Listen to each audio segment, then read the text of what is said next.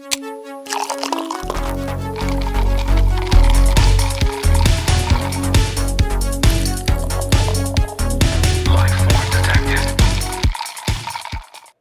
here we are.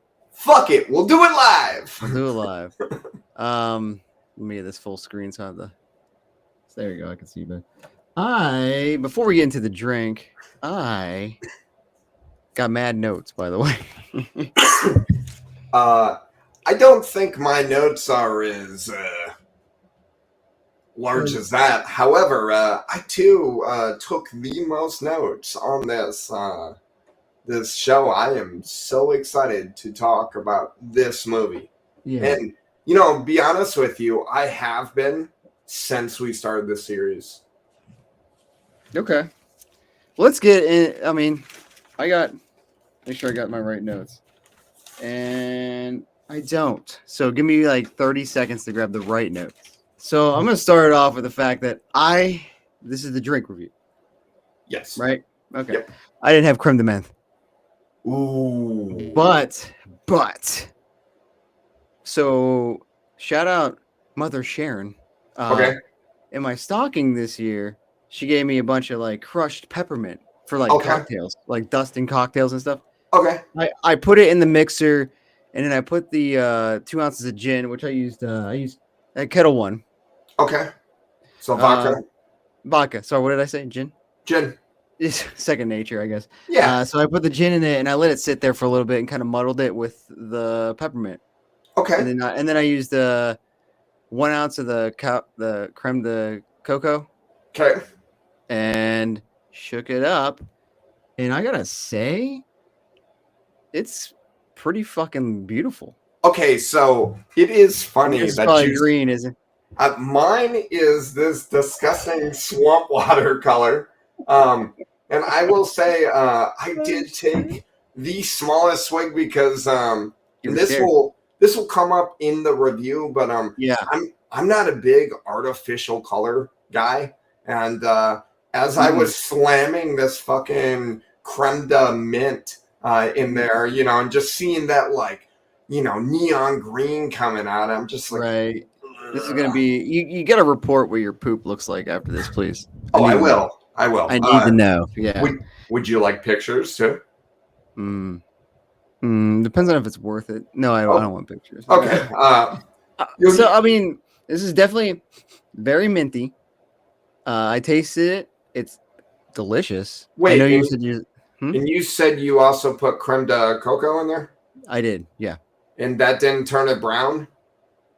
No, I have mine's clear. You found a brown one? Yeah. I got the same brand that does like Cointreau, triple sec, all that stuff. Yeah, the Defunk or whatever it's called. Nah, I don't know, bro. The Kuipers, Sure. The one that does like fucking watermelon, or not watermelon, like green apple sour, melon. Yeah, mine's clear. Well, I wish I would have found two that both had no artificial coloring, but with that being said. So yours looks like dog shit. Got it. Yeah, it does. But you had a total of 3 ounces because you said 2 ounce gin sulfur pour and then 1 ounce of the. Yeah. Mm-hmm. And I was gonna put simple in it, but it turns out my simple's moldy. Okay. So that's why I came back and asked you if you had any in it, because I was like, I don't got any. So all right, so mine might look a little thicker than yours, and that's because I did a 2 ounce gin sulfur pour for all 3 ingredients. I did Belvedere vodka because Polish, I like it. I did 2 ounces of the creme de coco, and then 2 ounces of the creme de mint, and I did take a very small swig, which made me decide to make another. However, I will take the official.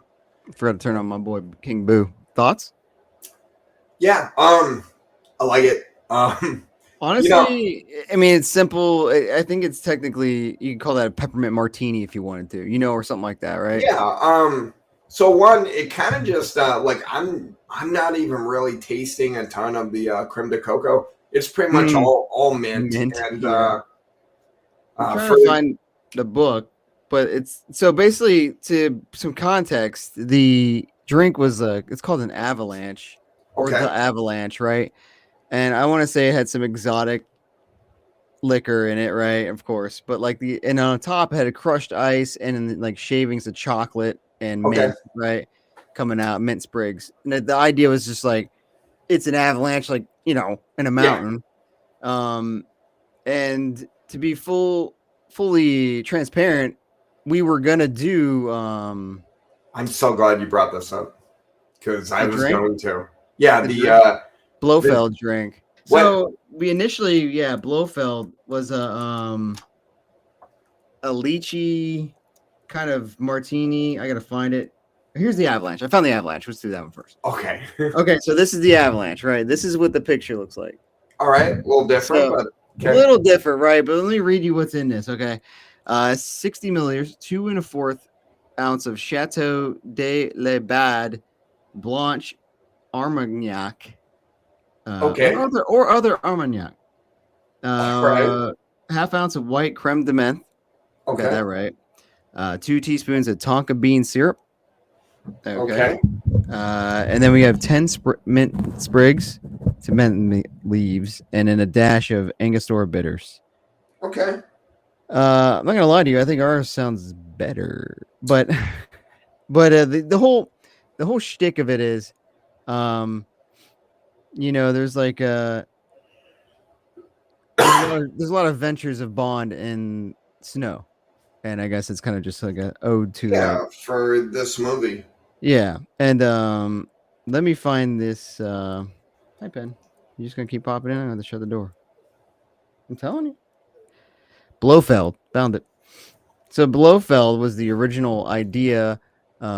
This is the drink. Uh-huh. That's a good picture. And then there's the drink, the Blofeld. So the idea is it's kind of a take also on the lychee on it is for you only live twice. When Okay. his eyes all fucked up, Sure. and it's also because it's a Japanese fruit and it was in Mhm. Japan. Okay. Then they also use it's called what the hell is it called? Swiss. They use absinthe, so it's Swiss, which is what Sure. this movie's in. So it's it takes a little bit of every appearance of Blofeld so far into one cocktail kind of thing. Okay. But I'm kind of glad we didn't because this one's got Belvedere, which you end up getting anyway. That's good. Right. Vermouth and Roots Mastija, which is apparently a very hard to find liquor. And it's based on some roots of I can't remember spelling it, but it's a Greek root, right? Okay. And then lychee liqueur, absinthe, and then Bitterman's Orchard Street celery shrub bitters. And I know you're talking about that, right? Yeah, again, another bitter I probably wouldn't have bought. So. This is a great book, though. Like I find like all these drinks to be very fascinating. Like the idea, the intricacies, the art take on all the themes. Like there's one that I want to make, and I'm trying to figure out what movie we could do it for. But I think I have an idea. But this Moneypenny one, Okay. I've had it before. Fantastic. So I would say, so for this, your book shaken, I think if we were hosting like a dinner party, where we were making several drinks, I think one of these cocktails would, really be a big hit, and then you probably wouldn't end up with, one of these random like bitters that you only use a dash or two. If we made use once. Yeah, if we you only used once. Yeah, if we made 15, 20 drinks, it yeah. Like I got to use all these bitters. Thank God I got them. Probably wouldn't feel as I don't know. Well, it's just like I could look online for Bond themed cocktails, and it's possible. I guess I feel like these guys are like award winning bartenders, and it's like right in front of my face. Why not try and use their idea of a good time, Right. But yeah. So our drinks are actually pretty similar for like the first time since I think Dr. No, maybe. Yeah. When we're actually both making them.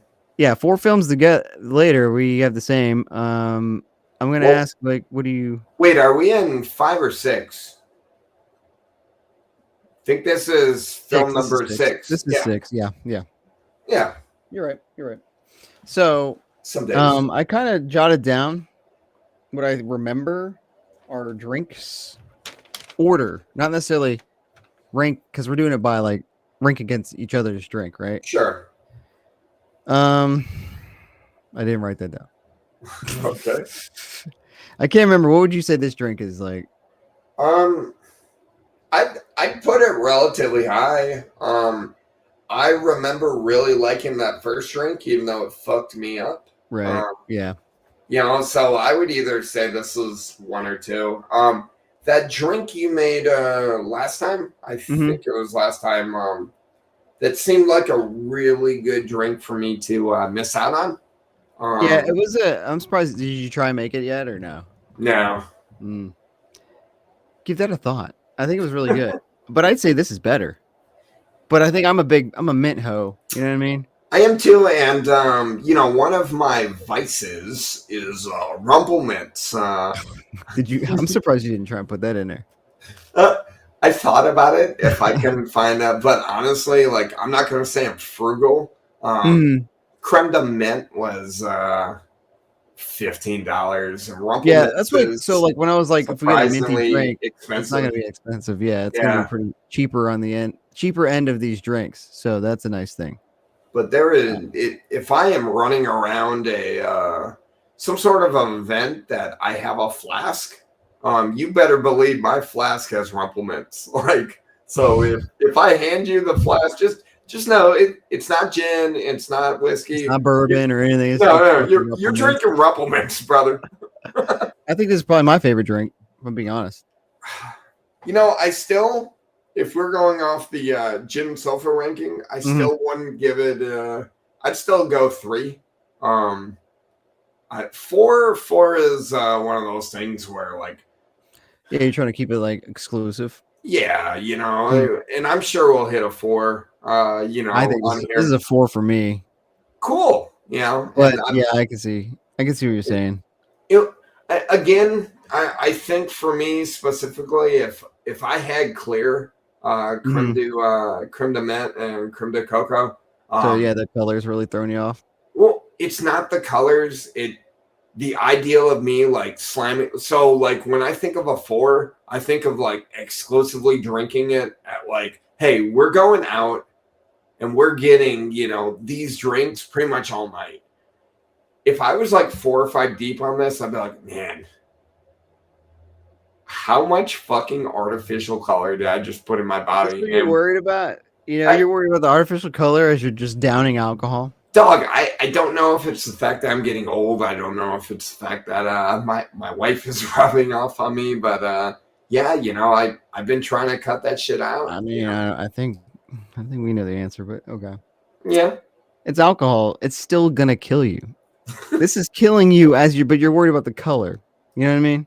Well, I mean, The alcohol part is killing you more than the color. That's all I'm saying. allegedly. Same with the color. Allegedly. Yeah. So I might as well have it look pretty as I'm dying. Yeah, but brother, nothing pretty about this. Hey man, don't discriminate. All right.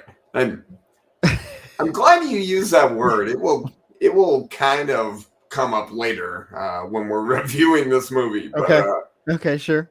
Maybe discriminates the wrong word, but yeah. So yeah, I'm giving it a 3. You're giving it a 4. This is probably the highest drink we have so far. Yeah, I think so. Like, I think it's very agreeable between us, the two of us. Because I think the first one you really liked it. I didn't really like it that much. Yeah. So like, I think this might be the first one. If I remember correctly, I used really good whiskey and you used Fighting Cock. So hey man, nothing wrong with that. Ain't nothing wrong with a Fighting Cock. Everything is wrong with that. That's a $10 bottle, baby. When you're using $10 whiskey and you're using $70 whiskey, like it's probably gonna taste a little better. One of us threw up and got sick, and it wasn't me, brother. Heat exhaustion had nothing to do with the drinking. So I think Fighting Cock wins this one. Same as the hug competition. You know, if you threw up and got sick, you lose, disqualified, bro. That's gonna be the drink review. We're gonna get into the on Her Majesty's Secret Service review.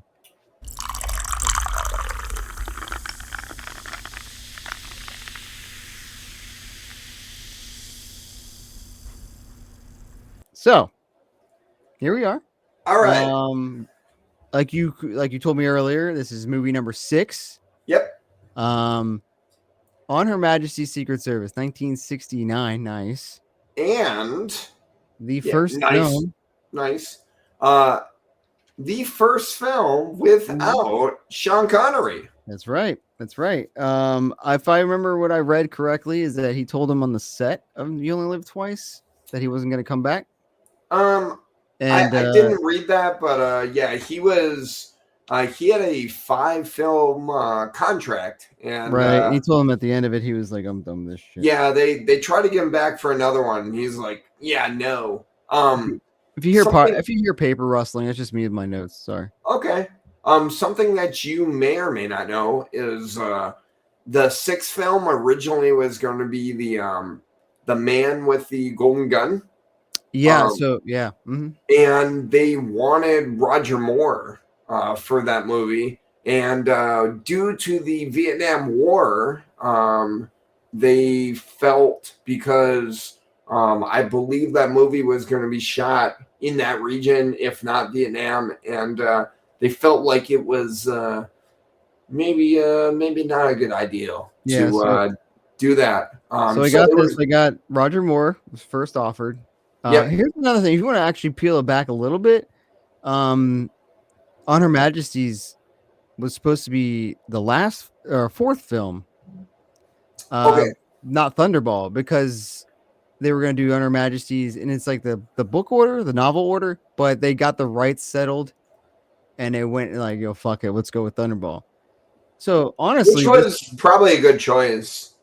This would have been a Connery film in his like prime, initially, and then we go into the fact that they wanted Roger Moore, and then they pulled back because of the Vietnam War, and then when that fell through, they went to your boy Timmy D. Did you know that? Timmy Dalton got offered, and he turned it down because he said he was too young. Timothy Dalton got offered back in '69. Yes. And he did this. He was 21 or 22 or 20. Oh, shit.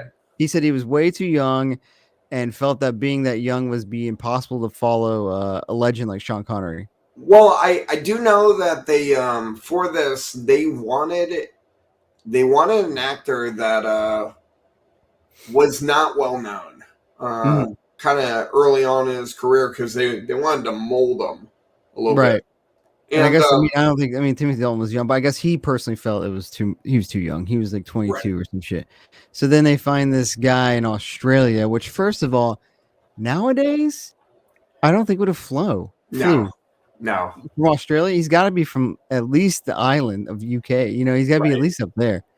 Even though Connery was Scottish. Right. Yeah, I know. Right. But yeah, I mean, we'll get to it, but they flipped the fuck out because Daniel Craig had blonde hair, and it's like they're letting that fucking Australian, run with the part. But the funny thing to me about Lazenby is that they found him in a commercial for an ice cream bar. He did a few commercials prior to this, and he wasn't even an actor. Yeah, which is funny because. We'll get into it and we can talk about it later, but he was actually a pretty good actor, in this film, for being so young. But,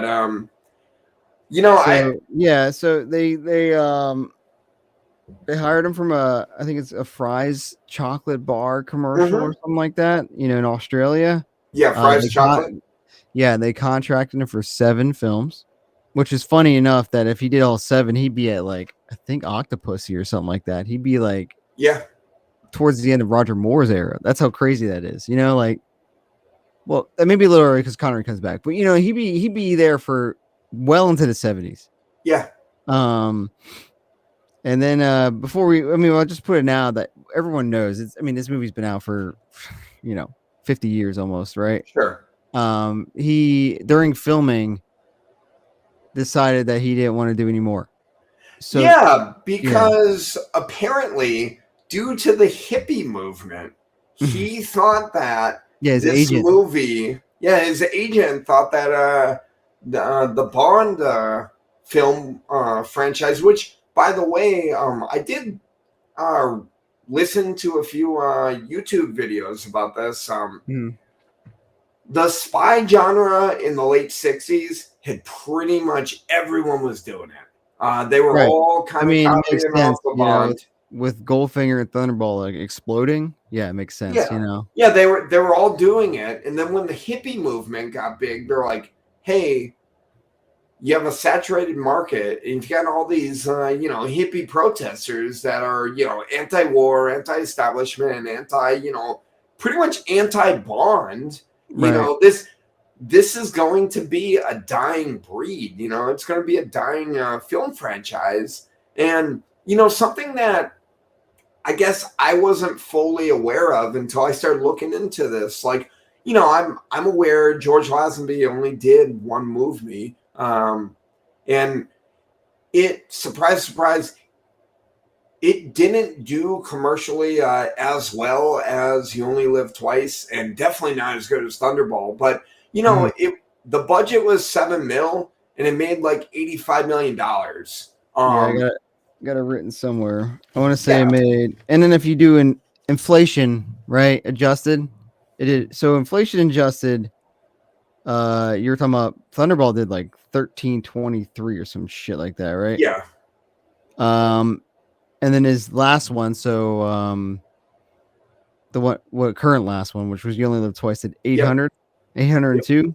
George Lazenby's did 455, so about Okay, half, right? so So yeah. Uh, not great. I thought George Lazenby had been fired, but it turns out that no, he quit. Yeah, He only wanted to do one. He quit. Also during production, I guess he didn't necessarily get along with a lot of people, but it yeah, is but what it is. I think that has to do with the fact that he didn't want to do it anymore. You know what I mean? So I think he was Yeah, just kind of a dick. and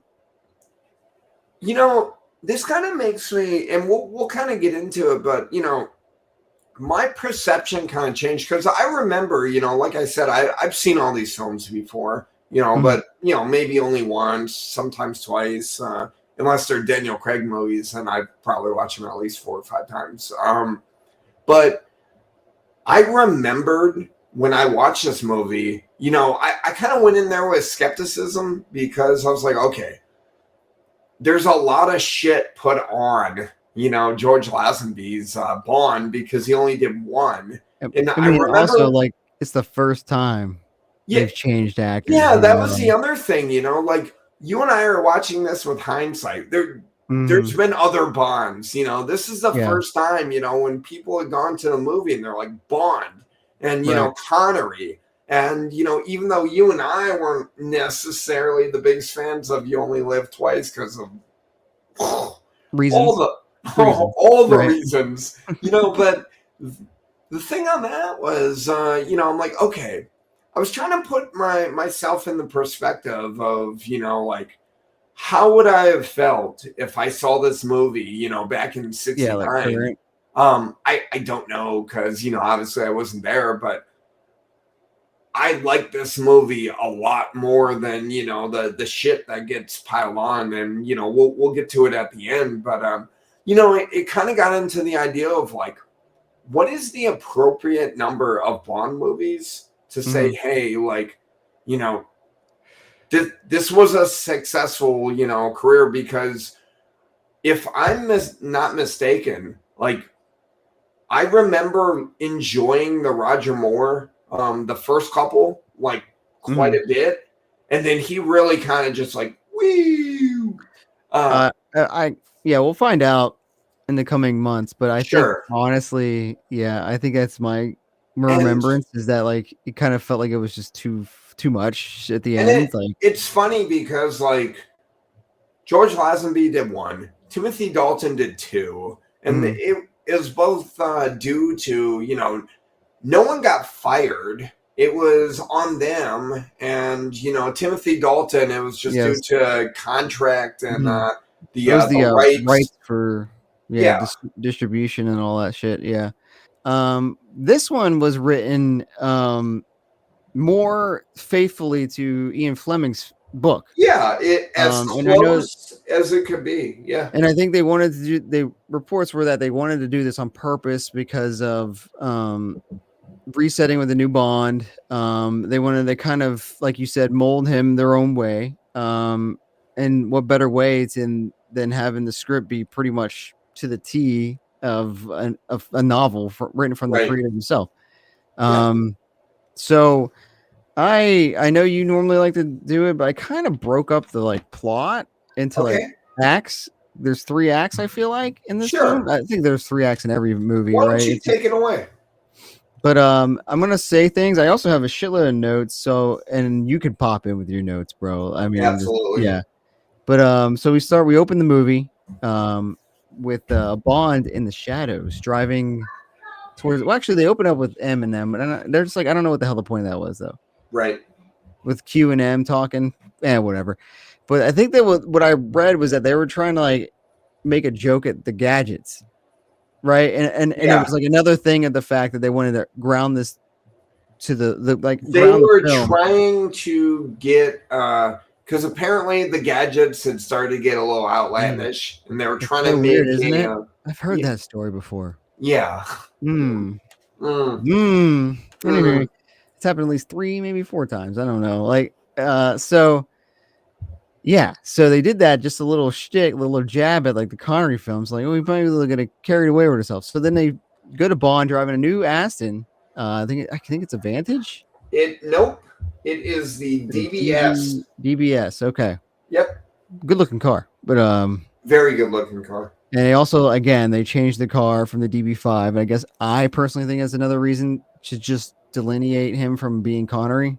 You know, I thought, let's put him in a different acid. It's a different Sure. guy, different actor, and I'll get into more. So okay, so he's on driving on the beach. This girl cuts him off. This car cuts him off. Right. And he pulls over to find her, running into the ocean. What looks like she's trying to drown herself. Yeah. Apparently, I missed that the first time I was watching it. Apparently, she Mhm. was on a suicide. Yeah, she was trying to kill herself. Yeah, basically. That's what I got out of it. I think it was one little note I had was they definitely intentionally hid Lazenby's face. They show him light up a cigarette, but it's in shadows. They show the back of his head driving, things like that, right? And they show him running to the beach, but they don't show his face is shown from the back, right? And I thought it was pretty interesting that like everyone probably fucking knew Connery was out, bro. Right. You know, like at this they go to see the movie, they know Connery's not in it, so like. I feel like they were trying to make this like big build up for Yeah. the new Bond. Right. So then he goes in there and pulls her out of the ocean, saves her, but then he gets attacked by some dudes. Yeah. I guess maybe she was running from them. I don't know. All right, so I'm glad you bring that up. So one of my notes said slow motion fighting. So the action fighting, it was the funniest because it was definitely a different style. It was weird. Okay, so I have it written down as doing this speeding weird up. like uppercutting, and everyone's like it was So just they did this weird thing where they sped up the frame rate. I think they did a slow motion, and then they went, like really fast. It was just a lot of weird, like I'm really like, jarring. is this like a 1920s like bare knuckle, like like it was all like uppercuts. And I'll say that like it was on the beach, so it's supposed to be like gorgeous. It's like sunrise, I think it is. Right. But it was really dark. I couldn't see much. I said it was a very gritty opening because there was sand. See, I got you there. And originally, wow. She like you. That's you. Oh shit! I don't have children, Mike, so I don't think I was like that'd be more concerning if it was me. There's no one in the house, so I don't know what the hell's happening. I have really, really good. Well, those are good. Headphones. Yeah, you couldn't hear that. No, I only hear your voice. I thought that my initial thoughts were like, yes, the fighting was kind of interesting, but I thought it was a way more gritty fight than the Connery films. And then they do some weird ass shit, and he does the fourth wall break. Yeah. What are your thoughts on the fourth wall break, Mike? You know, I don't hate it, but also, like I said, and I know you're not a big Ryan Reynolds guy, but I've watched Deadpool and the Wolverine so many fucking times since that movie's come out, and Deadpool breaks the fourth wall all the time, so I'm kind of used to it. That's his thing. Exactly. This is not Bond's thing. I know it was the first time, and definitely, different. Me personally, as someone that doesn't care if an actor breaks fourth wall, didn't hurt my feelings, but so I didn't have any towards it, but I could understand people that I don't like that. I thought it was very weird. For the record, there's not coffee in this thing. This is my second drink. Okay. It looks the same color though. It's coffee. Black. So I thought it was very weird because they were clearly aiming to ground this film, make this a grittier Bond, this or that, make it a more realistic, no gadgets, right? Right. Why the fuck are we breaking the fourth wall? That's the complete opposite. There are a couple head scratchers in this movie, and obviously we'll get to them. But so then it kind of goes into the title sequence now. Yep. And we've been ranking these actually, I believe. Do you remember your rankings? As far as the intro scene? Yeah, the intro. What did you think of it? What I put in my notes was instrumental music, no lyrics. Yeah. I wrote title sequence is okay. It's interesting to have all callbacks to the previous movies. But no lyrics seems like a downgrade. But I will say I actually really enjoy the actual melody of it. Yeah, but it's just kind of curious why they especially Goldfinger, with that iconic song, and then they went back to instrumental. Well, and I mean, the next film that we review is going to have probably. You could argue the greatest intro song because of who sampled it. Sure. But yeah. No one sampled this fucking song. I thought you didn't like it though. Not even the theme. I didn't hate it. I kind of nothinged it. Okay. Yeah. It was what it was. It feels very Bondian, but it's just there. Yeah. Yeah, sure. I got you on that one. So we're out of the intro song. Okay. All right. So now Bond is he's like, I'm going to go to the casino. So he rolls up to the casino and he's betting, as betting man does. Guess who he runs into?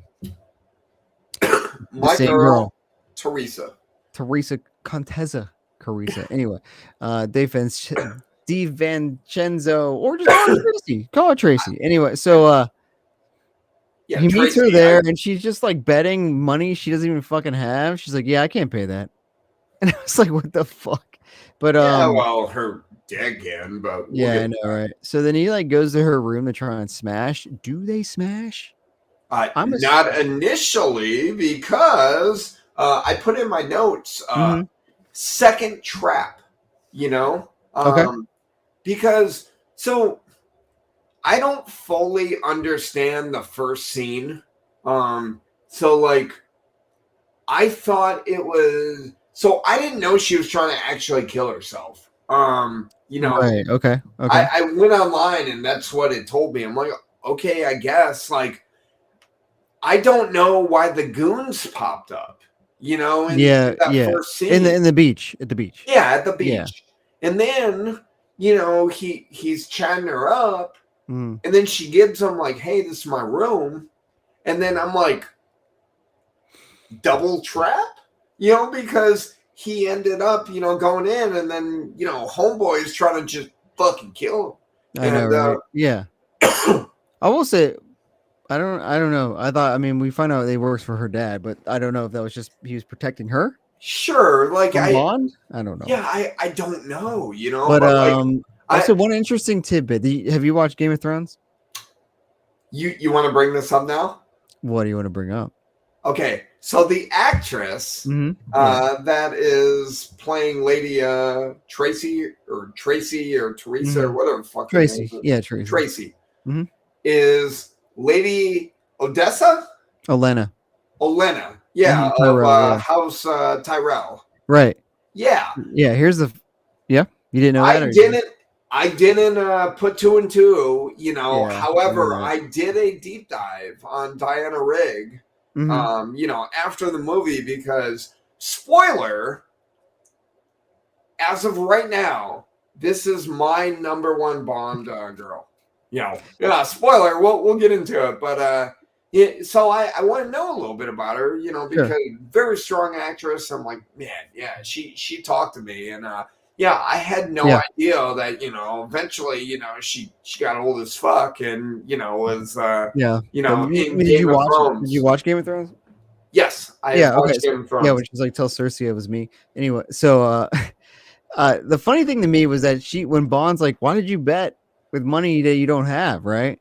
And Right? I don't remember what she said. Do you remember? She says, No. "Oh, don't worry."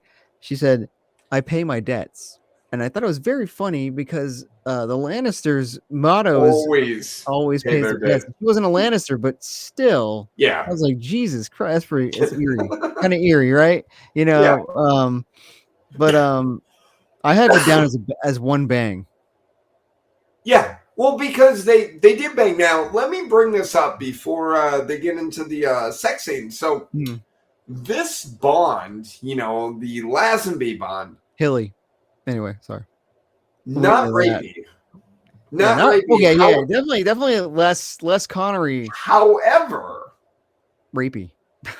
not rapey. However, he fucking hit her. Like, dude is not above beating a woman. Okay, but to be fair, she had a fucking gun in his face, dude. To be fair. Okay, this is not the only time in the movie that she got fucking hit by a dude. Yeah, and I don't know, we'll get into it in a second, but like I also feel like later her fucking dad hits her, and I'm like, dude, like, so we've I had everybody just knocks the shit out of her. He's like, yeah, well, and I'm like, holy shit. We have stepped away from the rapey vibes. I'm like, hey, good, yeah, cool, we're progressing. Yeah. But then, you know what?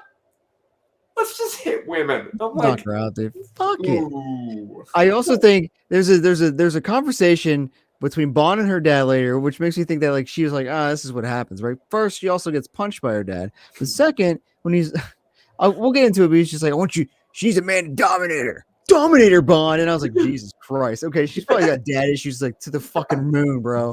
But again, I don't think any rapey vibes were given during this movie. No. They definitely, I think they might have kind of had a feeling that like, hey, we should probably tone that down. They went on a different tangent. They're like, you know what?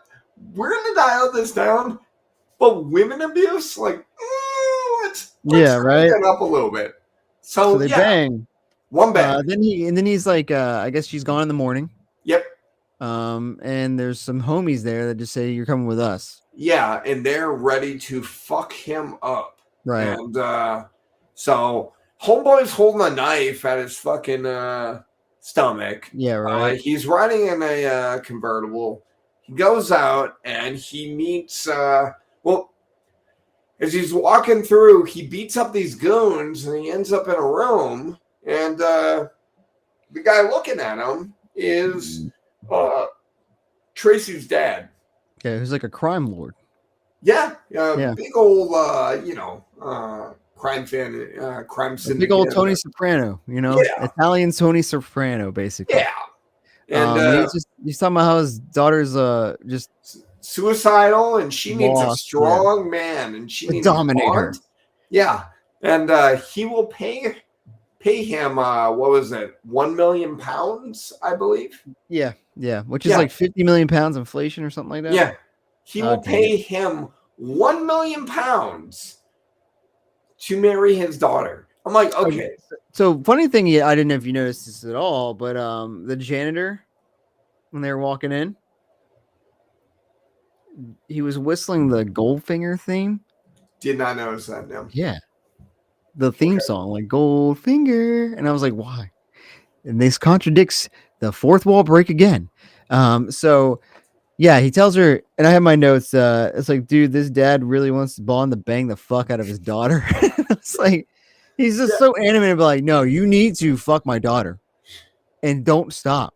And I'm like, holy shit. Okay, so like Bond agrees though, because Draco is his name, I think, her dad. Yep. He has information about where Blofeld is. Yep. And this is the first time they mentioned Blofeld. And I understand that like Blofeld in the novels was like his arch nemesis, but I think at this point, like the movies haven't really established like a connection with the two. They met in the last movie. Yep. But we'll get into that too.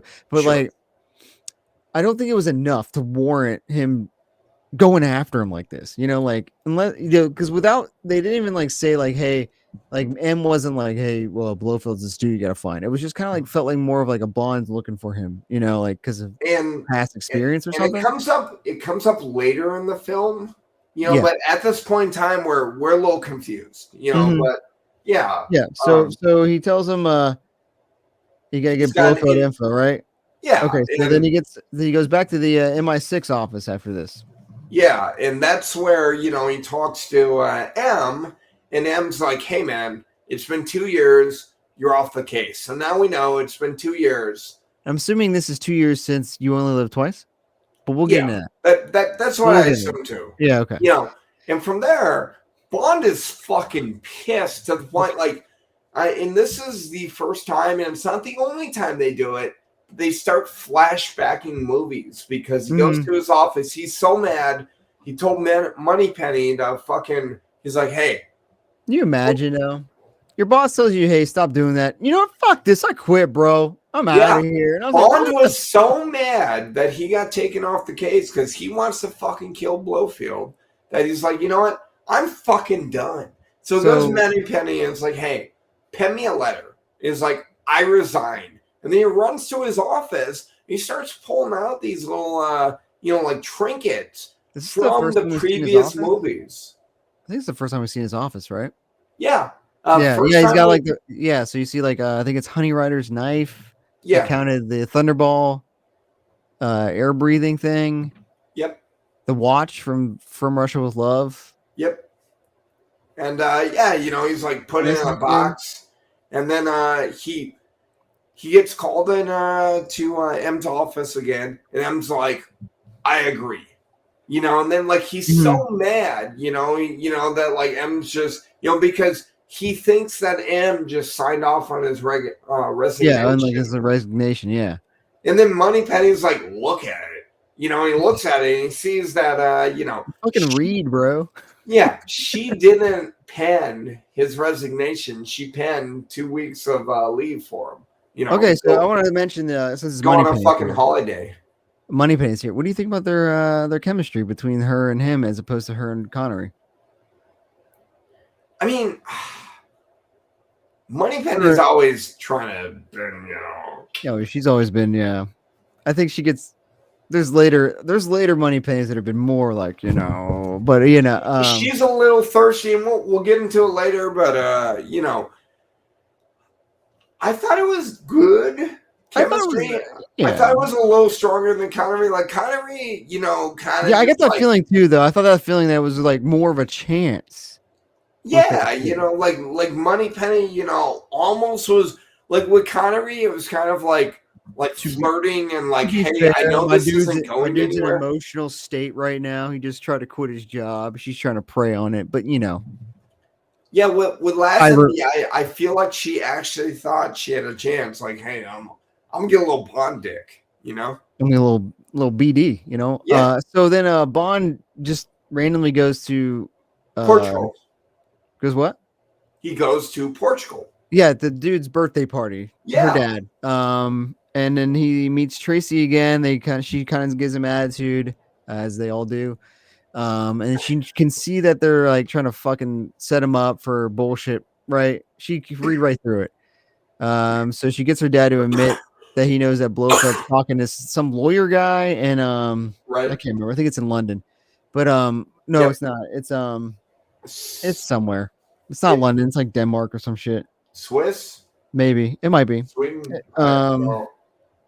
So then he gets the information. So now he's going to this dude's office to investigate. And I said, "Hey, dude." He goes in the guy's office and he like breaks into his safe, but he gets the safe cracking device from the guy down the ground and gets a crane all the way up to it. I'm like, bro, why is this safe cracking device the size of my fucking car? Okay, so before we get into that, I believe before they did that, they did this weird like dating montage. Oh, With, yeah, they did. Yeah, they did. yeah, with which I I blacked put out. I put in my notes like that was the one thing that I'm like that like I don't want a Bond film to be like The Notebook, you know? Sure. So like I Which wasn't the is biggest fan, but like I get it, you know, like in the 2 weeks, like you wanted to show like, hey, like he was actually establishing feelings yeah. with this girl, but I it think they was were more weird. like trying to like, hey, he likes her, kind of Yeah, thing. But I you get what know. you're saying. I get what you're saying. We could do without, you know. And then something that I put, Mhm. you know, so when he was in this office, like, yeah, it was weird about the whole construction site, but dude is just randomly reading a fucking Playboy. I know Like he's just like checking out a Playboy. What an yeah, ad placement, right? he took a fucking Playboy from this guy's office. He's just fucking sitting out, just reading a fucking Playboy. You know, I'm like, wait, could you do that shit in the fucking 60s? Just sit I out in a I random. guess in London, maybe, baby, free love, yeah. You know, as Austin Powers says. Cool. I You know, guess. like, I also thought I was like, damn, my dude just gives no shit. There was no stress, no like tension buildup. This guy was gonna come back and catch him reading his Playboy. yeah, You know? So he just read breaks on this Playboy. case, he finds like files from Blofeld, I think, and it's like Mm-hmm. and you know, it's one of those things in Bond. I think we find out more and more that like they'll have documents and stuff, but you really don't know what the fuck they're reading. You know what I mean? Right. Like I'm like, oh, it looks like some nefarious shit, but I don't know what. So then they kind of go to M to like break it down for you, you know, and he's like saying he's trying to apply to be a Count Blue Champ. Yep. And I don't know what that even means, but he wants to be a No Count. idea.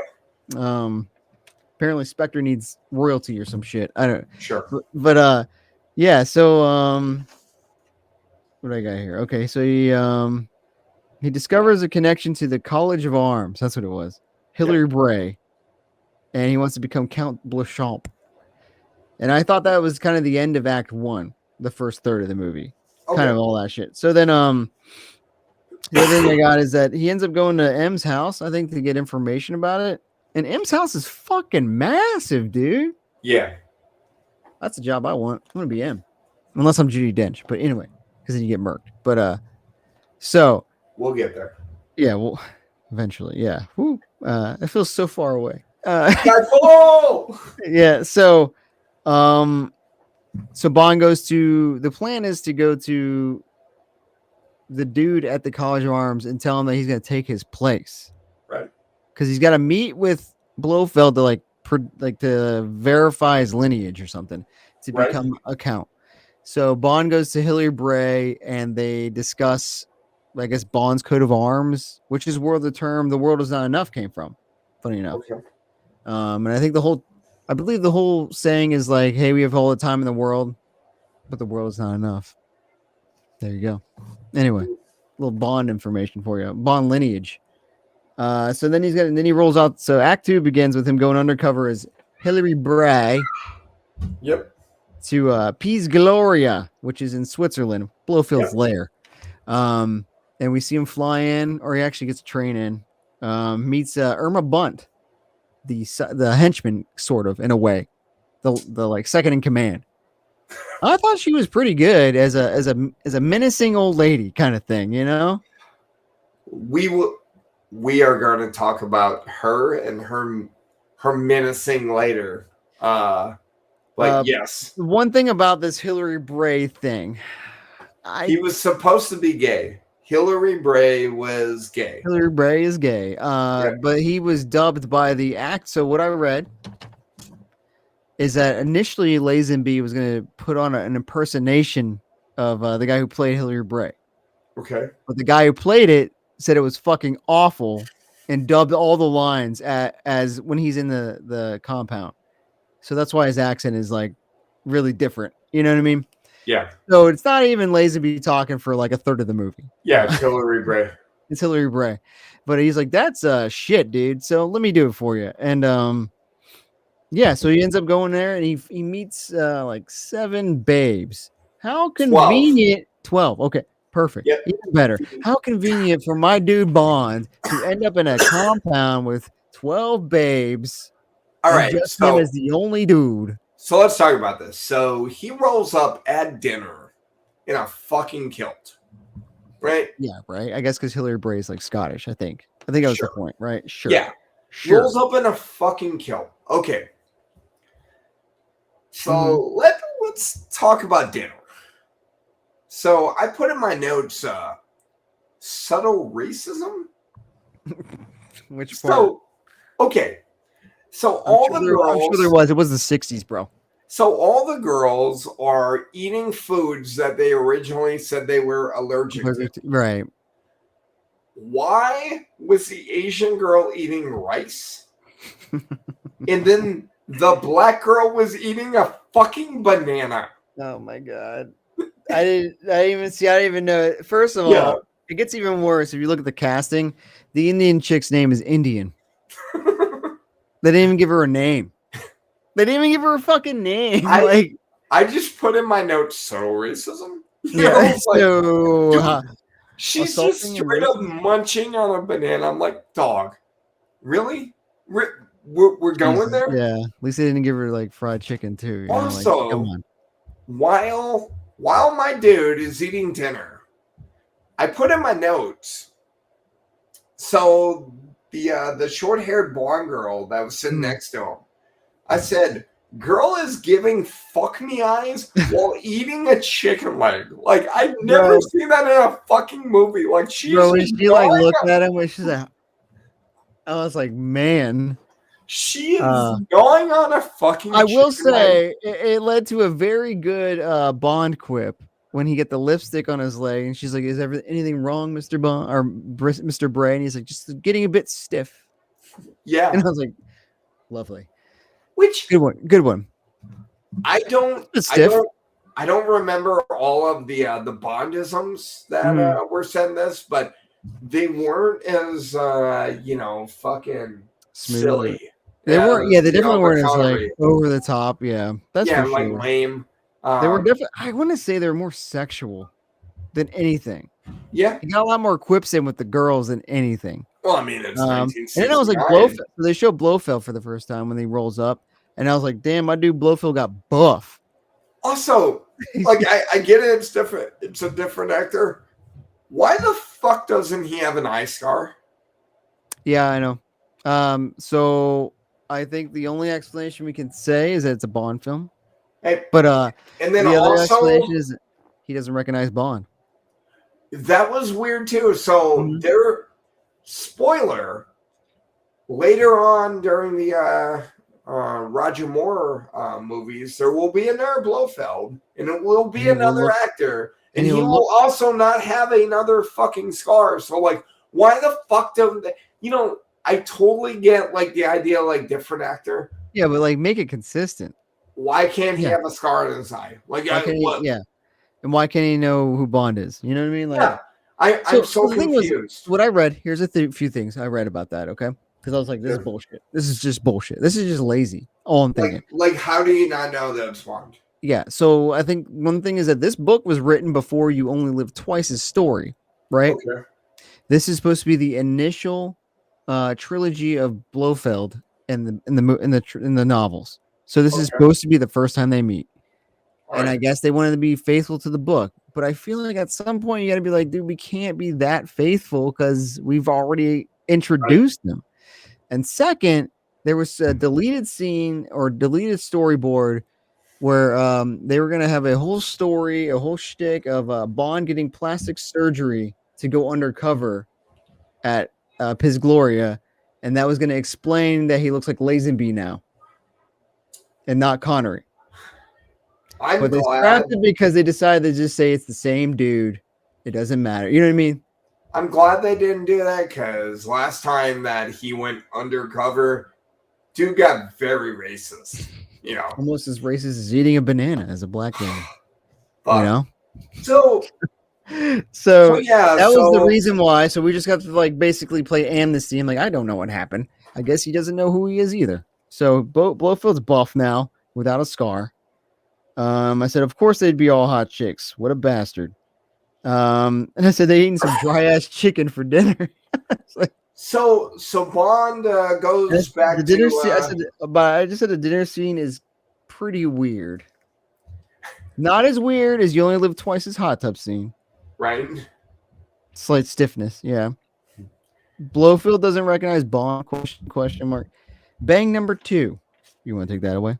Yes. So he goes back to his room and he sees the number 8 because during the dinner, what was her name? Uma Blunt? Ruby. I think it was Ruby. No. The Irma. Irma. Irma. Irma Bunt. Irma Bunt. Mm-hmm. The gal that's kind of running this. She's going on him, because the girls are trying to tell him like which room that they're staying in, and she's like, no, we don't disclose that kind of thing. And right. So homeboy goes back to his room. He sees number 8 on his thigh. He's like, all right, I know what to fucking do with this. And then he tries to break out, and he notices that he gets shocked a little bit. So puts like a fucking eraser or something like that. He's able to break the door. He gets out. He goes to the girl's room. Second bang. He brings his book, about genealogy or whatever it is. One thing though, can we talk about Hilly? Can we talk about the name Hilly? Hilly? He's like, call me Hilly. He's supposed to be gay, and she's like, I thought you were gay, and he's like, but you've changed me, and then he just bangs her, Call me Hilly. They were just so bad. I was like, oh, it just sounds so cringe. Anyway, go ahead. So he bangs her. He goes back to his room. There's another girl in his room. I put in my notes. Instant third bang. Oh, I know. Instant. I was like, God damn, bro. Dude was on a fucking mission. Even though we spent a fucking montage showing that dude is catching feelings for Teresa. He's in deep smit. Yeah, deep smit. But, his dick doesn't know that. I think, I said, Lazenby is going to match Connery in one movie. This dude's on a fucking tear. Which is funny because I'm starting to notice a pattern. As of right now, we haven't gone past 3 bangs. So they're capping it.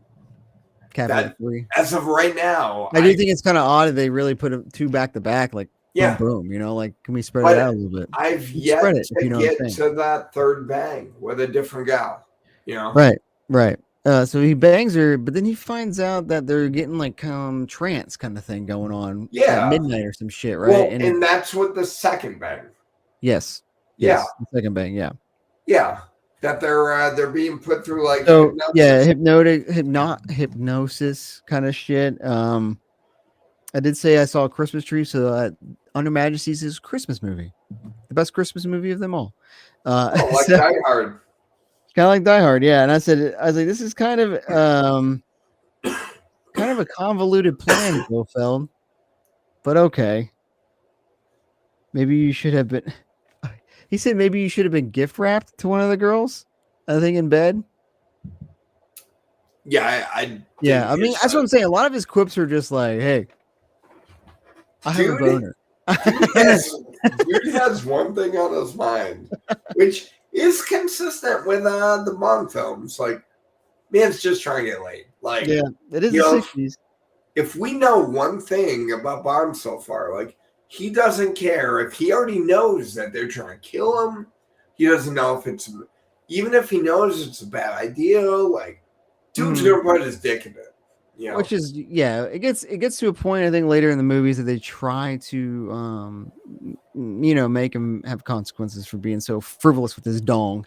A frivolous dong is never a safe thing. Okay. Yeah, that's how you get herpes. Yeah, and syphilis or something. Yeah. So once he finds out, he goes to Blofeld and he tries to tell him to like leave Switzerland because that's the only way they can arrest him, right? Yeah, he's trying to get him to leave because he's saying, "Hey, we need you to go back to headquarters or some shit so we can actually like authenticate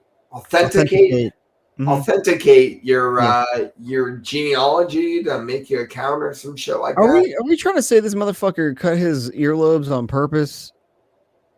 Because he was like, I got the lobes, dog. You don't need anything else. And he was like, I need more than that. He's like, look, I cut these bitches. And I was like, this dude, Blofeld's a maniac. That's all I'm getting at. My dude will cut his fucking ears off to become a count because it's that important. So Blofeld's like, nah, dog, I ain't leaving. And I think this is supposed to be when he finds out that he's not Hillary Bray. That's when he's supposed to know that it's James Bond. Yeah, and I don't know how. I read this. I read the same thing, right? And I was like, he knows now because the next scene they meet, he's like, I know who the fuck you are, and I'm kind of like, I didn't sense any like susness of Bond at the time. You know what I mean? Like, which around this time, I don't remember exactly when it was, but like, can we just talk about the layer? When he's like walking down the stairs and it's like ice and shit like that. I put low key best layer for a Bond villain. Better than the volcano. I don't know. I felt like it was pretty well like thought out. Like I don't know. I thought it was a good layer. Yeah, it's a great layer. It's got like fucking 12 babes in it. That's kind of a good idea. Plus, like, I like it. I like it cold. So ice skulls, shit like that. Like I don't know. The ice layer. Like I was all for the ice layer. You like ice palaces, perhaps? Yeah. Wisconsin?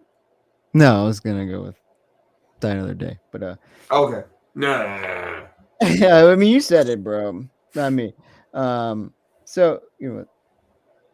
and it was a good palace, I think. Out of all of them, I mean, there's only like 2 real big palaces so far, right? Yeah. I mean, I guess because Goldfinger wasn't even in his own place; he's at Fort Knox. But it was a good one.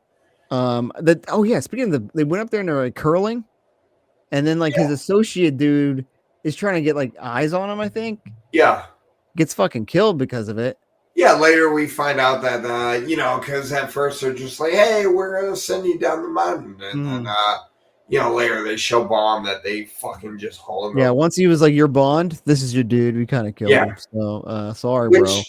Once they take Bond and they're like, "Hey, man, you're Bond," and they put him in the fucking like Wizard of Oz, like gears and shit. Yeah. It was like it's a good place to hide this guy.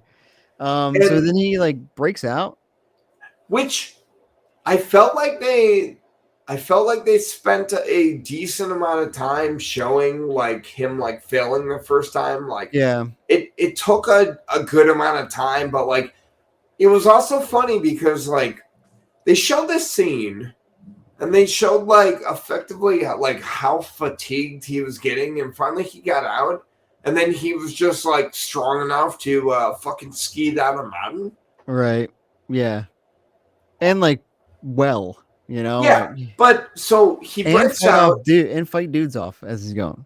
So he breaks out of his storage and he's skiing down the mountain, and they're skiing after him. Did you catch the continuity, Phil? No, I didn't. What happened? Okay, so during the skiing scene, they kept cutting between day and night. Wow. So it was supposed to be night, and there were scenes where he was skiing, it was night. And there were scenes that he was skiing, it was day. And so I put that in notes. And then also, Not when good. one Not good. when one of the guys fell off the cliff, did you note how fucking long that was? Yeah, I think I remember that was like that's a fall. That's Yeah, a hell of a I fall. I wrote in my notes, dude fell forever. Like it just seemed like Yeah, I they said, dwelled upon I think I was how like, this is fucking the long. first. I think this is the first skiing chase of the franchise. Then I followed up with longest fall off a mountain in film history. I was like, Yeah, that shit was so yeah. So then he ends up down in the town and it's like festival going on, and right. he like actually looks scared. Am I the one that felt like that?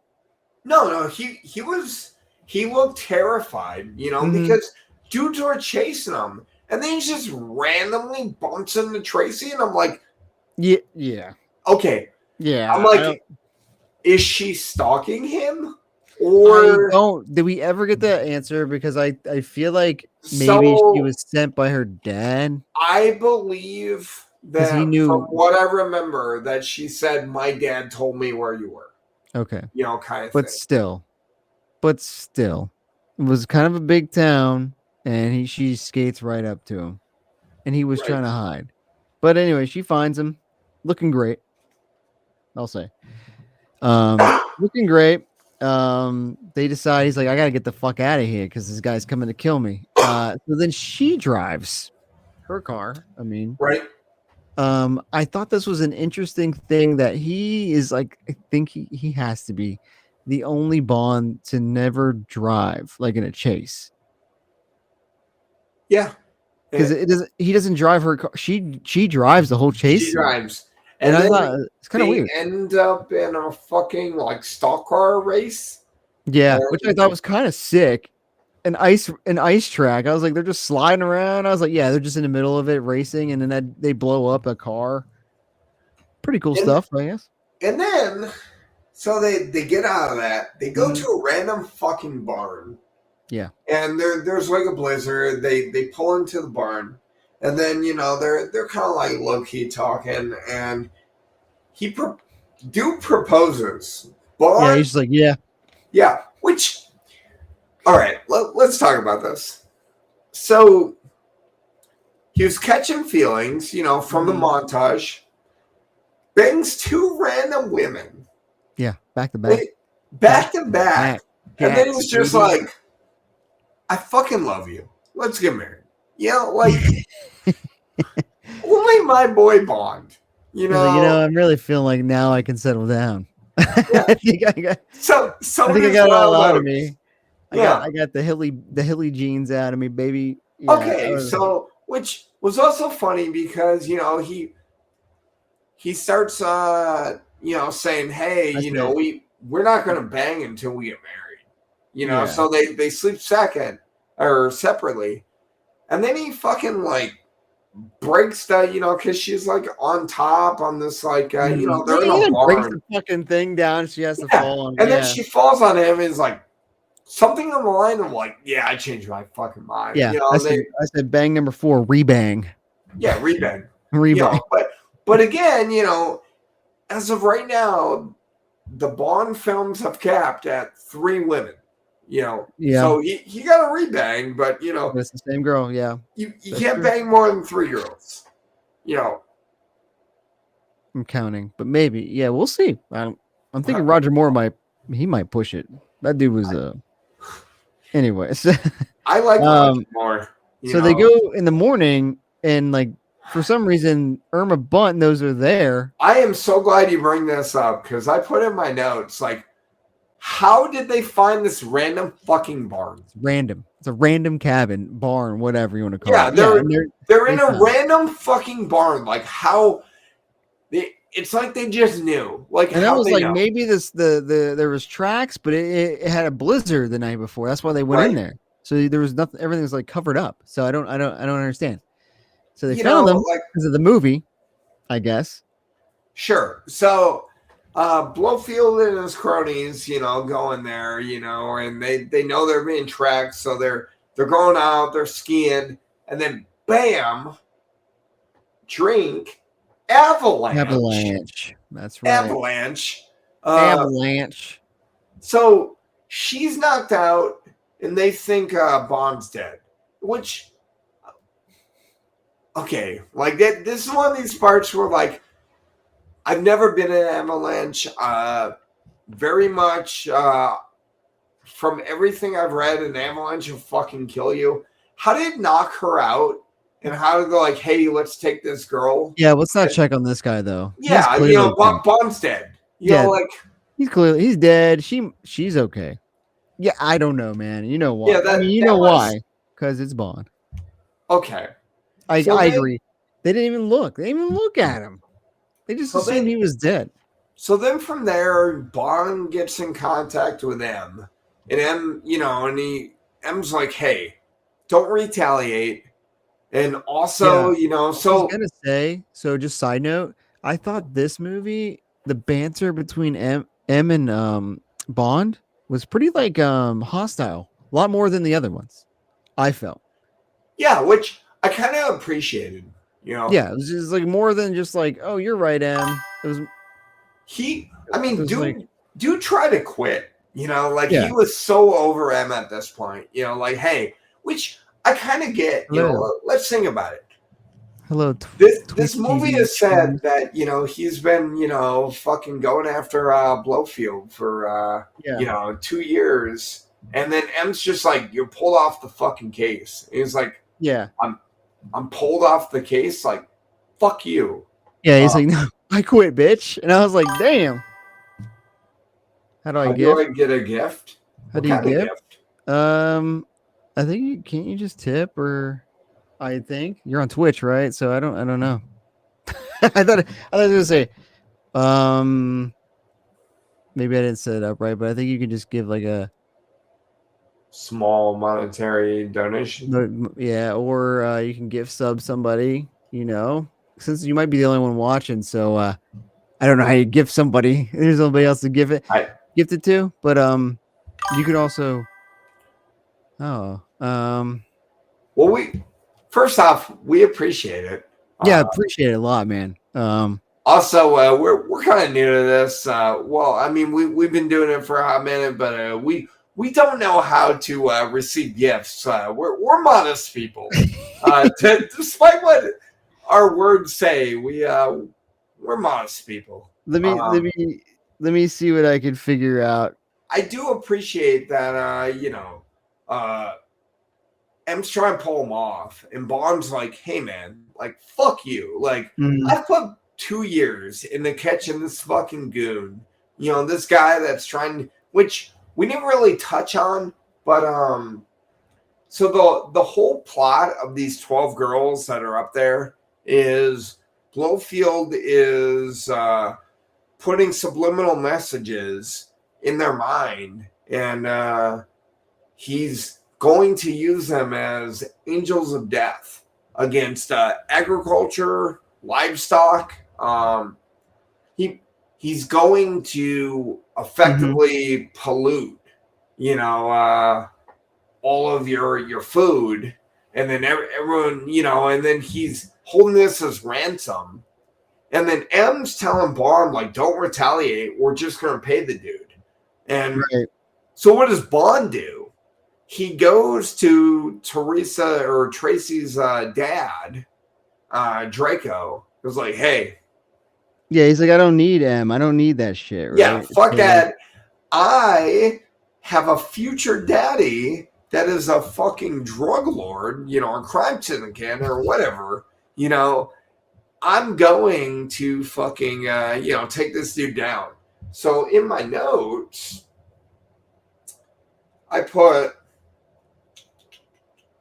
but during the barn scene, I put, this is the first time that Bond has said, I love you in a movie. Really?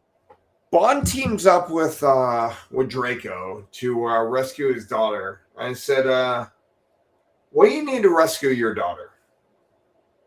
A chopper, men, assault weapons, grenades, no worries, and brother. Fucking flamethrower.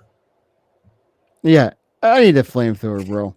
Yeah, because the guy that tried to stab Bond earlier in the film has a fucking flamethrower. So when they roll up on Blofield's compound, and they're in their fucking gun dudes, dude has a fucking flamethrower. Like, I find it's crazy because this dude has a fucking army, dude. He's got how many helicopters do they have? At least like 3. yeah.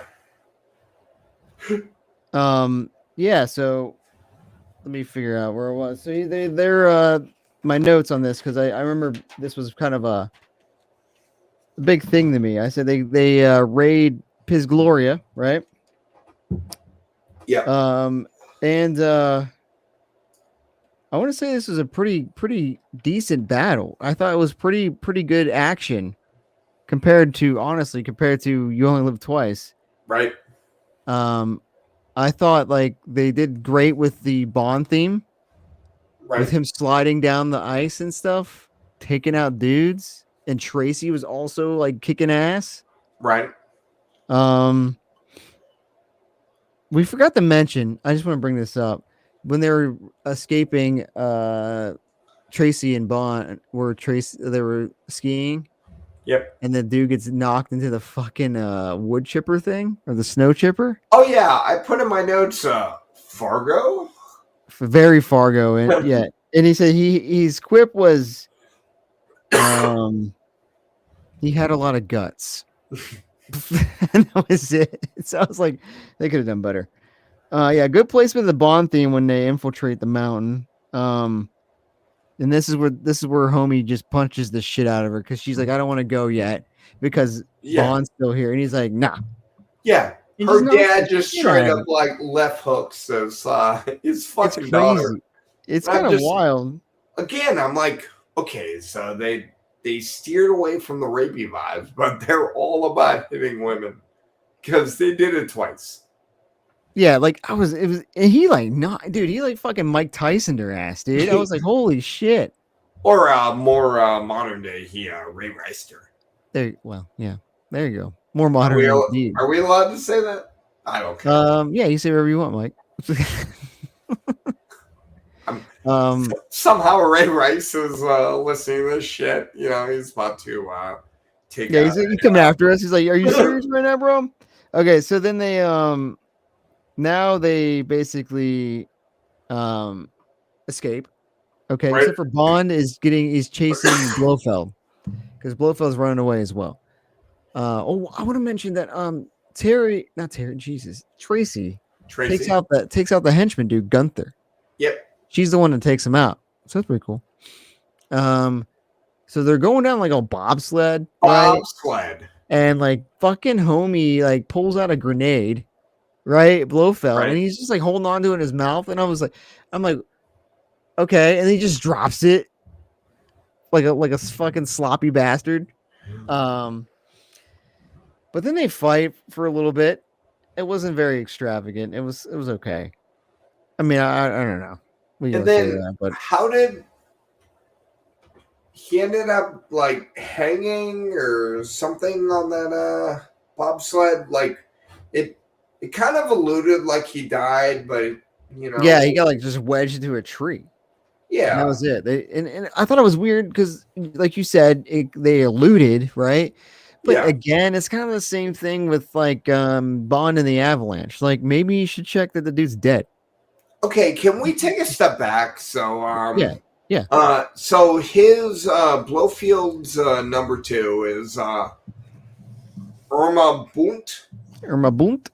That's okay. Good. That worked for me. Okay. I have never been more terrified in a fucking Bond film than when he went into because before they caught him, when he went in to bang one of the girls, and he goes up and he sees girl in the bed. Oh shit, yeah. And he goes up and it's fucking Irma Bunt. Yeah. She's like staring at him like yeah. I was fucking terrified. That was pretty good. I was terrified that look, dude's trying to get some fucking ass from the girl with the fuck me eyes, Yeah, And oh man, and she's just like, oh man, that was good. that is not a lady I would ever try to court. That's the nicest I could ever fucking put it. Like, I'm not trying to put my D in her V. Like, I was terrified during that fucking scene. But yeah, there. No, Yeah, no so I'm lie. gonna I say, I thought the bobsled scene. I thought it was low key like pretty dope. Like that's me. it was a little weird, that there Which was one? like a random bobsled, but like Yeah. Just hanging out, also ready to go down the mountain. we So the one thing that was funny to me was that he dropped that grenade in his bobsled. It blew up, and he's fine. He gets wedged in the tree, and I just don't understand. The home Bond is covered in snow. Let's not check on him. Oh, guess what? He didn't die. Oh, Blofeld's wedged in the tree. Let me not check on him. We find out later. You know what I mean? But like, right. maybe just see if he's dead. But they lost. They leave. The next scene, I believe, is actually just straight up their wedding. Yeah, so it's funny you bring that up. So I put in my notes, Bond gets married. Dot Yeah. dot dot. Dot dot dot. And she fucking dies. He dies. So They get married. A few things in the wedding. Moneypenny cries. Yeah, I was like, Moneypenny was fucked up. Like, Yeah, and that this is like, before we were talking about it, Moneypenny was kind of like with Connery, kind of like oh hey, kind of flirty, but like yeah, I think with this movie, like Moneypenny actually thought she had a chance, and yeah, she was crying like yeah. I thought maybe one's done. she must have thought she had something. And also, did you catch this with Draco and M talking? No. And he said, I think I don't have it written down perfectly, but he said you kind of foiled one of our past operations, and then M goes, oh, November '64 bullion job. And I was like, Goldfinger ref there. They're connected. Yeah. I thought it was interesting because the movie came out in '64. Boom, easy day. Yeah. So then they're leaving. Moneypenny's crying. He throws the hat back at Moneypenny, which kind of set her off in tears. Right. And they just pull over to get the flowers off the DBS. And as he's getting it off the DB5, it was the yes. Yeah, they never went back. Yep, DBS. Homie Blofeld's driving up in a fucking neck race. He's just like Irma Boot, and they fuck them up with They do fuck them up, man. Yeah. They fuck her up bad. Yeah, fucking shot dome piece, dude. Bond is unscathed, and he's talking to Tracy, and she dead. And then the cop kind of rolls up, and he's like, everything okay? And he's just like, no, but yes, but no. You know what I mean? Kind of feeling, and then it ends.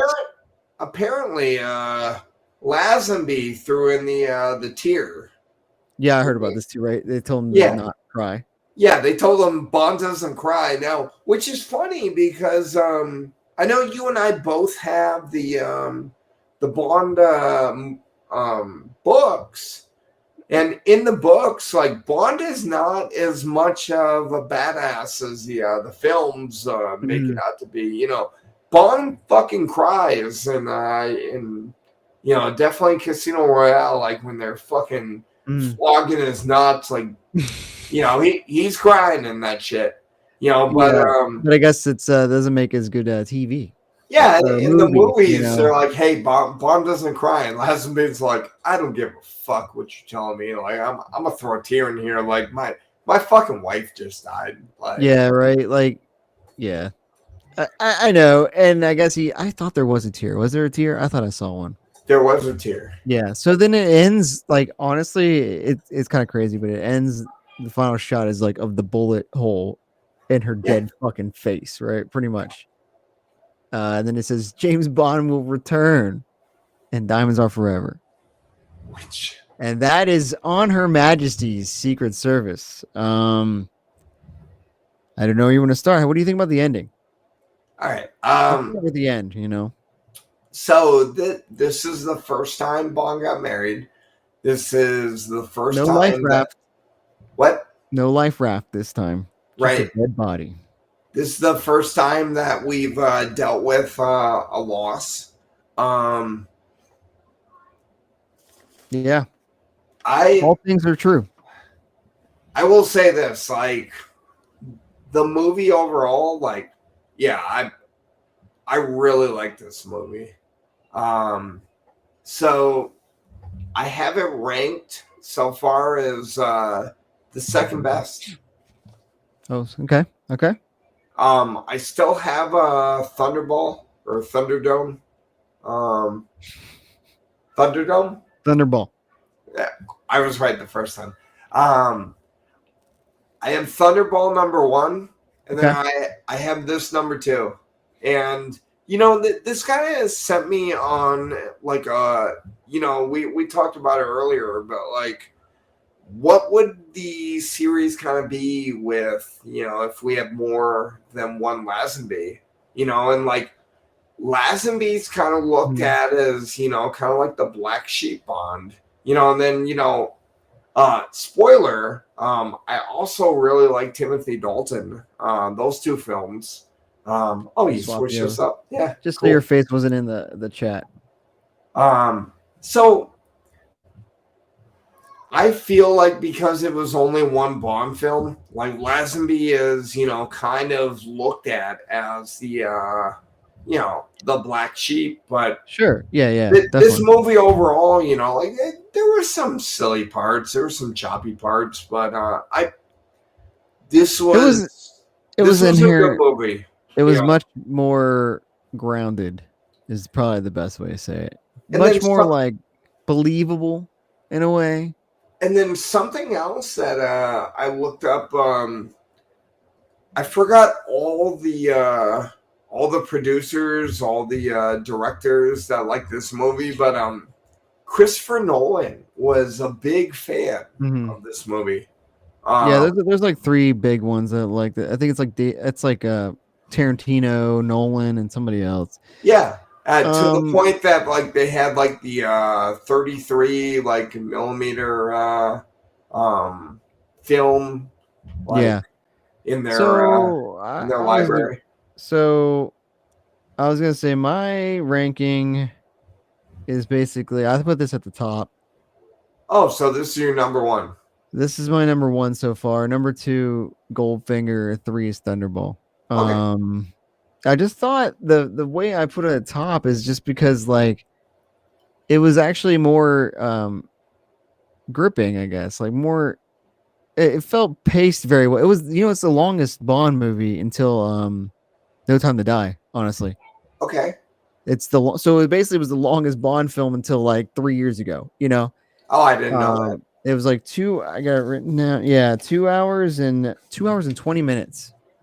But you didn't I really feel like it was that long. There was some parts that kind of slowed down a bit, but like I felt like another thing is that from the first scene, I was like, oh, this guy's gonna say stupid shit like this didn't happen to the other fella.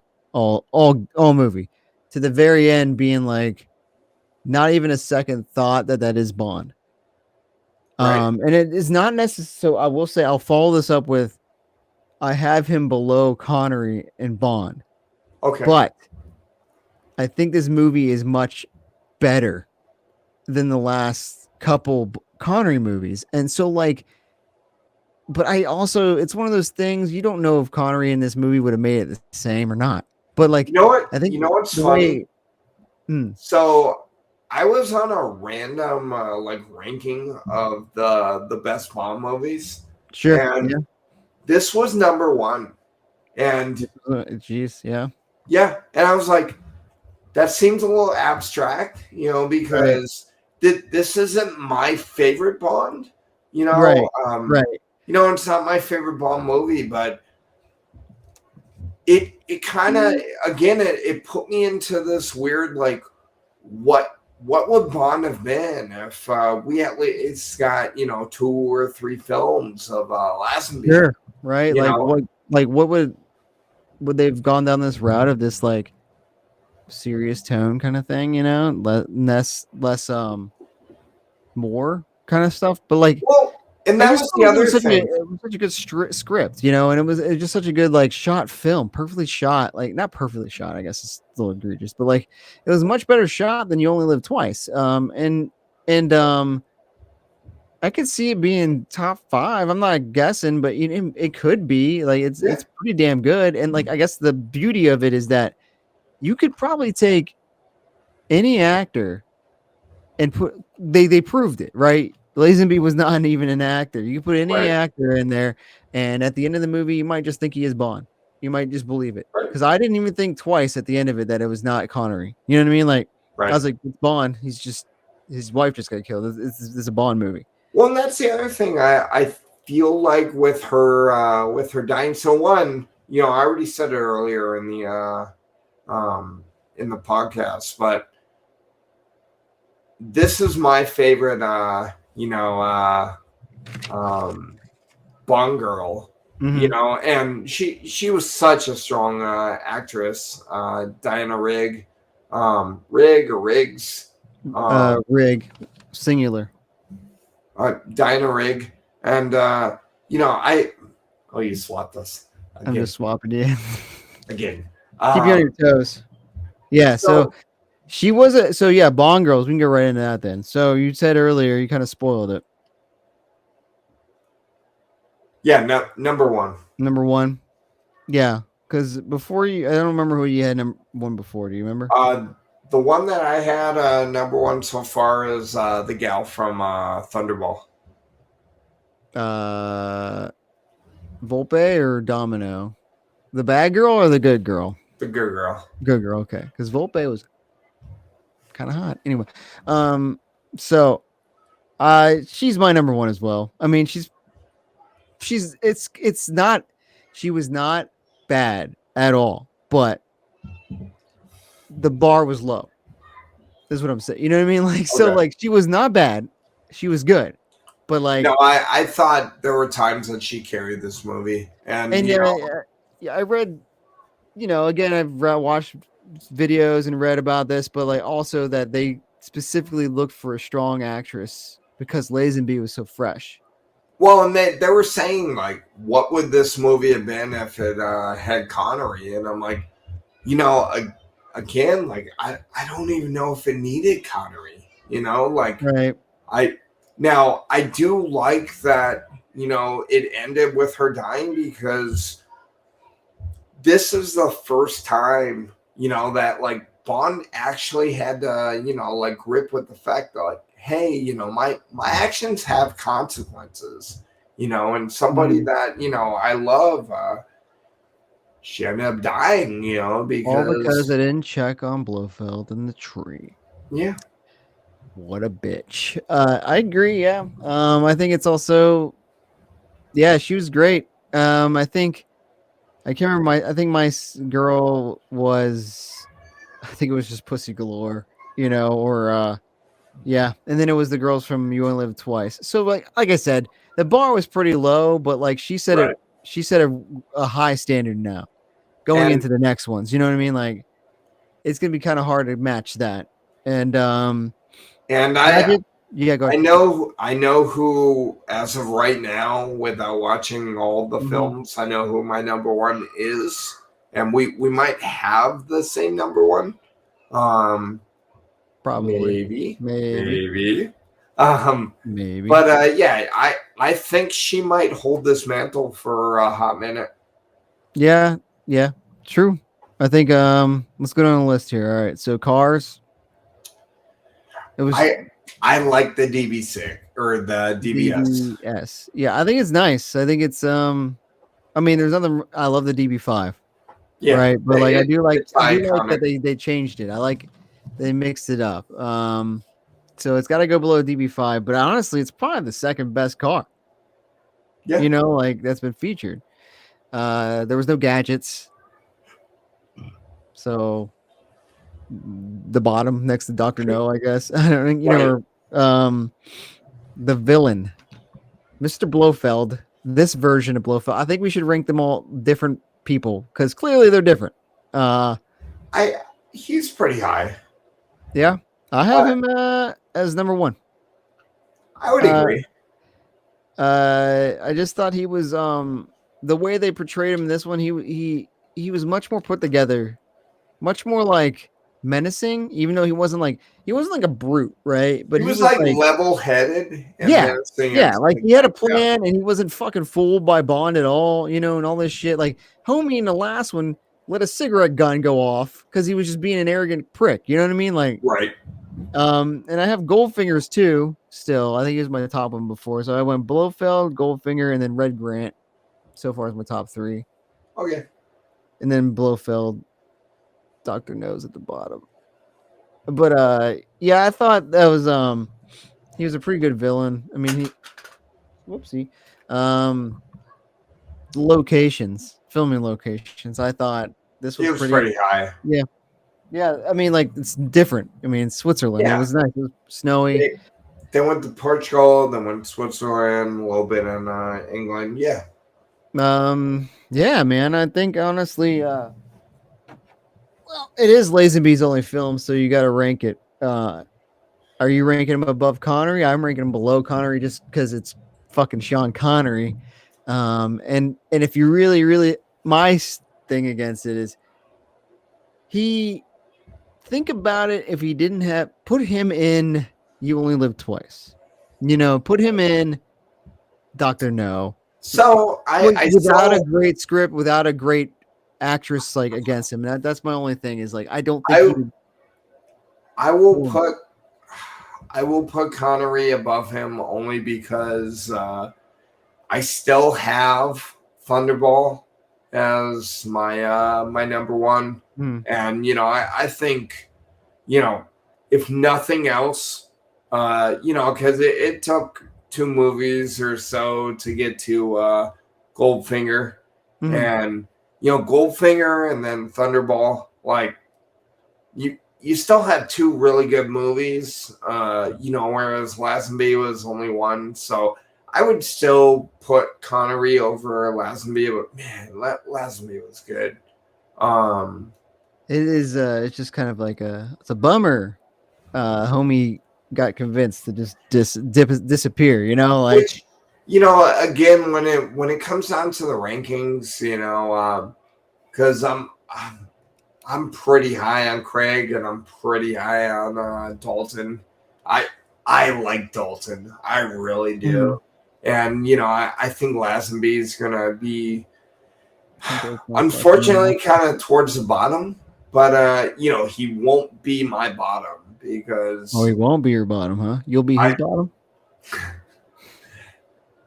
Man, I just hate Brosnan so much.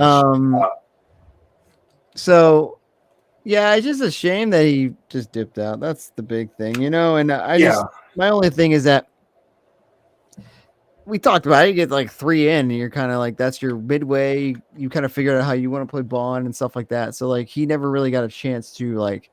I really wish refine his a second movie with Lazenby, but you know it is what it is. And then unfortunately, we're gonna suffer through another Connery movie.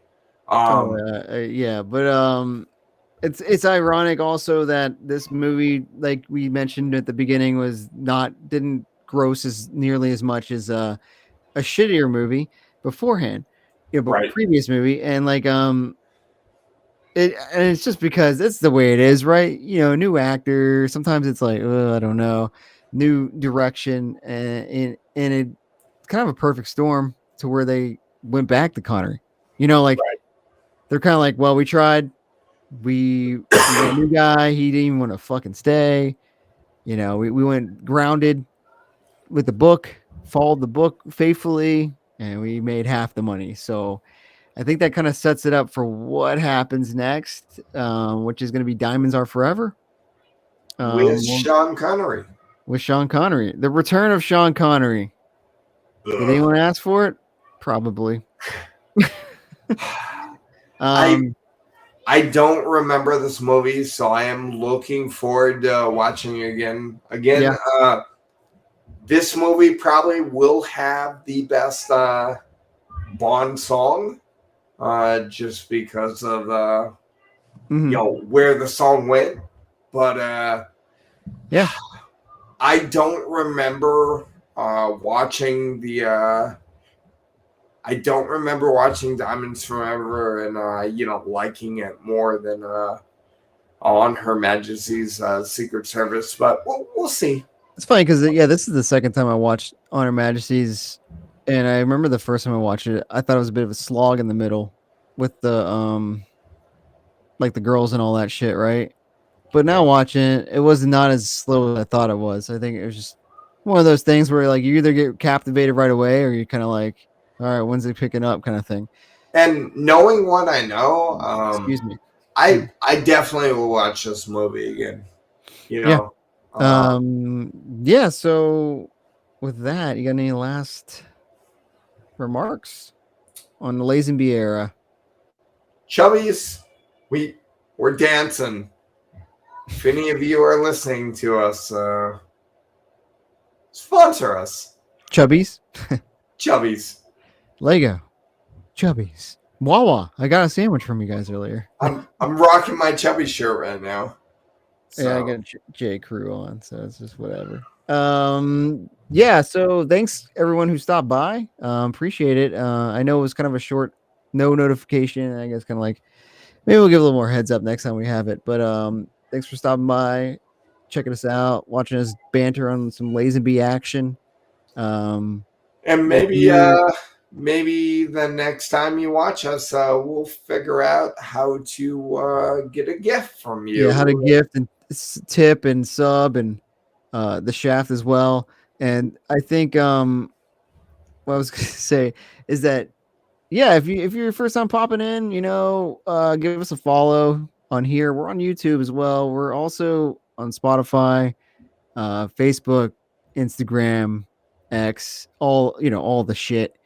If you can't really follow us here or you use something else, if you're watching us on Facebook Live, head over to the other socials and give us a shout out. We have a Discord page too. Just hit us up for the link if it's not there and you can't find it, and come join and do some banter, say some bullshit.